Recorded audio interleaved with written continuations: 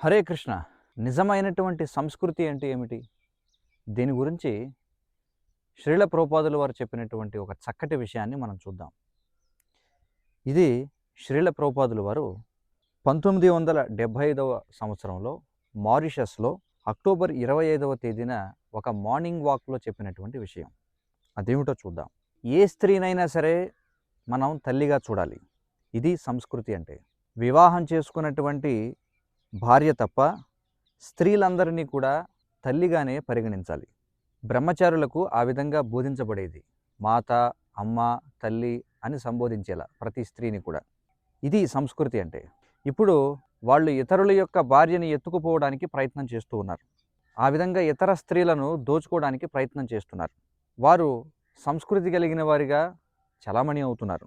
ప్రస్తుత సమయంలో సంస్కృతి అనేదే లేదు. మాతృవత్ పరధారేషు పరద్రవ్యేషు లోష్ట్రవత్. ఇతరుల యొక్క ధనాన్ని రహదారిలోని గులకరాళ్ళుగా పరిగణించాలి. అంటే దానిని ఎవరు పట్టించుకోరన్నమాట.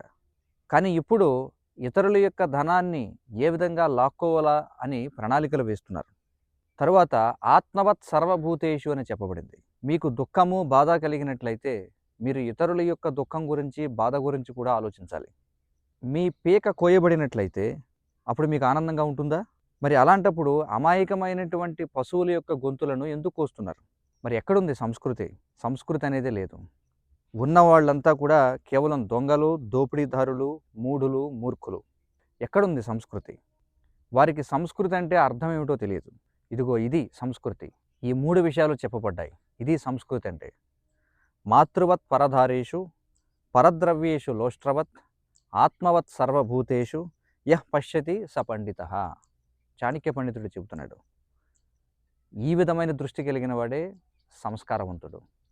మరి నిజమైనటువంటి భారతీయ సంస్కృతి అంటే ఏమిటో తెలుసుకోవాలంటే ఇదిగో భారతీయ సాంప్రదాయిక జీవనం, వైదిక సంస్కృతి యొక్క ముఖ్యాంశాలు అనేటువంటి గ్రంథాన్ని చదివి మన సనాతనమైనటువంటి భారతీయ సంస్కృతి అంటే ఏమిటో తెలుసుకోండి. హరే కృష్ణ.